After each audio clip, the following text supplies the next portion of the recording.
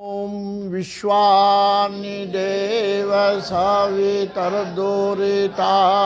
परासुव यद्भद्रं तन्नयासुव। सम्मान्य इस समाज के पदाधिकारी सदस्यगण,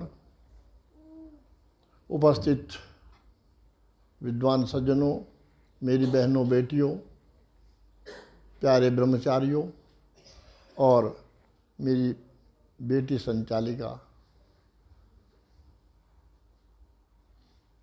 आर्य समाज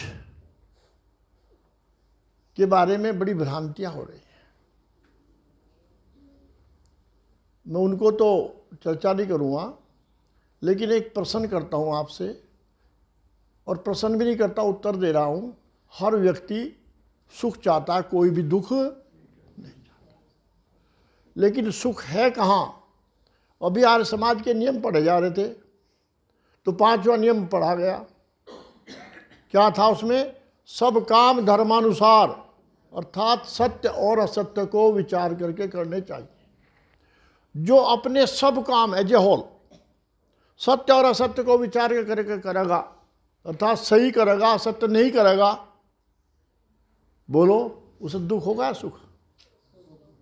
तो फिर सुख कहाँ हुआ? आर्य समाज में, आर्य समाज के नियमों में। लेकिन हम तलाश कर रहे हैं दूसरी स्थान पर, क्योंकि यहाँ वेद के माध्यम से शिक्षा दी जाती है, जीने की कला सिखाई जाती है। वेद का मंत्र कहता है कुर्वन्नेवे कर्माणि जिजीविष्यतम समाहितो नांदते तो उसने कर्म लिप्यते न रहे, कि हे मनुष्यों, आप 100 वर्षों तक जीने की इच्छा करो, क्योंकि ये मनुष्य योनि भूयश्च सर्वशतात 100 वर्ष से बाद तक भी जीने के लिए है। जो इससे पहले अपना जीवन समाप्त करते हैं तो उसका कारण वो स्वयं है, अदरवाइज ये योनि 100 साल के लिए परमात्मा ने बनाई है। जीवेम सर्वशतात, तो 100 वर्षों तक जीने की इच्छा करो। जब इच्छा करोगे, क्यों जी, तो फिर उसके लिए, हाँ, जब इच्छा करता है बालक मुझे IAS बनना है, डॉक्टर बनना है, तो पहले इच्छा करेगा, फिर वो बनेगा। और जब इच्छा ही नहीं, इच्छा होना बहुत जरूरी है। तो जीने की इच्छा करो, परंतु कैसे? वही बात आ गई आर्य समाज के नियम वाली, अर्थात शुभ कर्म करते करते जियो, कोई अशुभ कर्म हम ना करें, केवल शुभ ही शुभ कर्म करें। तो वेद मंत्र कहता है तो फिर आपको कोई दुख नहीं होगा, कोई पाप नहीं लगेगा। और जब दुख नहीं होगा तो क्या होगा? बोलो, उसका उल्टा सुख होगा। कोई पाप नहीं लगा तो पाप का उल्टा पुण्य।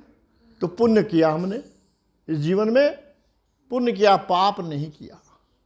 और वेद मंत्रों की गहराई में जाओगे तो एक मंत्र प्रार्थना उपासना में 8वां मंत्र ऋषि दयानंद ने लिखा है, और उसकी आहुति भी डलवाते हैं यज्ञ में, और सब आप जानते हो। लेकिन वो मंत्र आनंद के लिए, सुख से भी बड़ी चीज के लिए। और क्या है, बोलोगे मेरे साथ? ओम अग्ने नय सुपथाराये अस्मा विश्वानि देव वयुनानि विद्वान् यूयोध्यस्म जोहुराणमेनो भूयिष्ठां ते नामः उक्तिं विधेम। इसका भाष्य करते हुए समाधिस्थ होकर के, ध्यानावस्थित होकर के, इसके दर्शन करके ऋषि दयानंद ने लिखा, और हम सर्वदा आनंद में रहें, सर्वदा, एवरी टाइम। लेकिन मैं पूछता हूं, अरे क्या आप सर्वदा आनंद में रहते हो? तो उत्तर आता है, ना जी, हमेशा तो नहीं रहते। नहीं, वेद भी सत्य है, ऋषि दयानंद का भाष्य भी सत्य है, हम सर्वदा आनंद में रह सकते हैं। कौन? इसी मंत्र ने बताया है कि जो विनम्रता पूर्वक ईश्वर की प्रशंसा करता है, स्तुति प्रार्थना उपासना के माध्यम से विनम्रता पूर्वक प्रशंसा करो, जिसकी प्रशंसा करेंगे उसके गुण आएंगे नहीं आएंगे, उसके साथ बहुत सारी चीजें प्राप्त हो जाती। समय नहीं है मैं विस्तार से बताता। तो इसलिए विनम्रता पूर्वक प्रशंसा किया करो परमपिता परमात्मा। जो संतान अपने माँ बाप की प्रशंसा करता है या करती है तो उनके लिए माँ बाप सीने से चिपका लेते हैं, सब कुछ तो दे देते हैं। लेकिन जो माँ बाप के खिलाफ है, माँ बाप का कहना ही नहीं मानते, उनको दुख देते हैं, सुख नहीं करते, तो उनको माँ बाप कुछ नहीं देते। इसलिए वेद मंत्र में भी आया है कि वह परमात्मा स्वयं का अर्थ लिखा है ऋषिजान ने, अपने लोगों को जो उसकी उपासना करते हैं सब सुखों की प्राप्ति कराता है। तो सब सुखों की प्राप्ति किसको कराता है? जो उसके अपने हैं, जो उसकी स्तुति प्रार्थना उपासना विनम्रता पूर्वक प्रशंसा के साथ करते हैं। लेकिन करता कौन है? अब प्रश्न ही आता है, वो विनम्रता पूर्वक प्रशंसा करता कौन है? ये बहुत गंभीर प्रश्न है, परंतु इसका उत्तर भी इसी मंत्र में दिया है। केवल वही करेगा जिसके अंदर पाप कुटिलता रूपी पाप कर्म नहीं है, जिसके अंदर दुर्गुण दुर्व्यसन नहीं। इसलिए तो पहला मंत्र में कह दिया कि जब तक दुर्गुण दुर्व्यसन नहीं छोड़ेगा तब तक दुख छूटने वाले नहीं। दुर्गुण दुर्व्यसन छोड़ो और सुख चाहिए तो भद्रमाश्रय उत्तम गुण क्रम स्वभाव। और पदार्थ भी लिख दिया, हमारे घर में पदार्थ उत्तम है। अब भले ही कमीशन के और रिश्वत के दम पर कितने बड़े महल वाले बन गए, कितनी लंबी और आधुनिक कारों में चलते हो, कितने बड़े राजनीतिक बन गए, लेकिन उन्हें आनंद नहीं है, सुख नहीं है, क्योंकि उत्तम पदार्थ घर में नहीं आया। आनंद उसी को आएगा। इसलिए इस मंत्र में कहा कि मन के पापों दूर निकल जाओ, जा करके कहीं डूब करके समुद्र में मर जाओ, पहाड़ से टकरा के मर जाओ, और जब मर जाएंगे तो फिर मेरे पास नहीं आएंगे। तो जिसका अंतःकरण पवित्र और शुद्ध है तो वह परमात्मा की भक्ति करेगा, अन्यथा नहीं कर सकता, नहीं जुड़ सकता। वो तो ड्रामा तो कर सकता है, दिखावा, लेकिन अंतःकरण से, आत्मा से, वो परमात्मा से उपस्थान उसका नहीं हुआ। और फिर इसके आगे और कितना कमाल किया कि दुर्गुण दुर्व्यसन और ये पाप रूप और कुटिलताएं दूर किसकी होती हैं? कौन करता है दूर? इसी मंत्र में कह दिया, जो आप्त पुरुषों के संपर्क में रहेगा। आप्त पुरुषों के, आप्त कहते हैं, ये तो परिभाषा में बैरिस्टर ने 2-3 जगह बड़ी अच्छी लिखी है, लेकिन संक्षेप में यह है कि जो स्वयं में अपने मन से भी कभी कोई पाप कर्म नहीं सोचता। और सुनो, याद ध्यान दे करके, जब कभी हमारे अंदर कोई विचार गलत आता है, चोरी आदि करने का आता है, तो उसी समय हमारे अंदर एक आवाज आती है आत्मा को झकझोरने के लिए, और वो डर है। विचार आते ही डर शुरू आरंभ हो गया। जब उस काम को गलत वो करेंगे तब तो और भी ज्यादा डर लगता है। वो भय, लज्जा, शंका जो आत्मा में आई, तो ऋषि ध्यान लिखते हैं कि वो कहाँ से आई?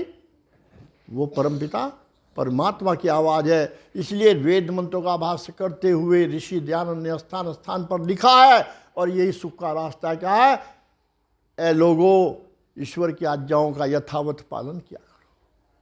जो ईश्वर की आज्ञाओं का यथावत, जो एज इट इज पालन करेगा, जब आवाज़ आई गलत काम से रोकने के लिए और वो रुक गया, तो बोलो उसे तो आनंद आ गया। और जिसने उसकी आवाज को भी नहीं सुना, जो अपने माँ बाप की, अपने आचार्यों की बात नहीं सुनता, उसे सुख नहीं मिल सकता। और वो तो परम देव है। क्यों जी? जिसने उस परम देव के अधीन अपनी आत्मा को कर दिया, उसकी आज्ञा पालन करने के लिए और आत्मा के अधीन अपनी इंद्रियों के विषयों को कर लिया, तो निश्चित है उसको सुख ही सुख है, दुख उसके निकट आने वाला बोलो नहीं है। इसीलिए मैं आपसे निवेदन करता हूं, अरे आप पुरुष तो आज संसार में नहीं है, कितना ही घूम लो ढूंढ लो नहीं मिलते, लेकिन हां मैं कहता हूं हैं। कहां है? अरे ऋषि ध्यान ने जो पुस्तकें लिखी हैं, लेखक के बारे में मैं अच्छी तरह जानता हूं। लेखक के मस्तिष्क में ज्ञान में जितनी बात होती है वो अपने लेखनी से लिख देता है।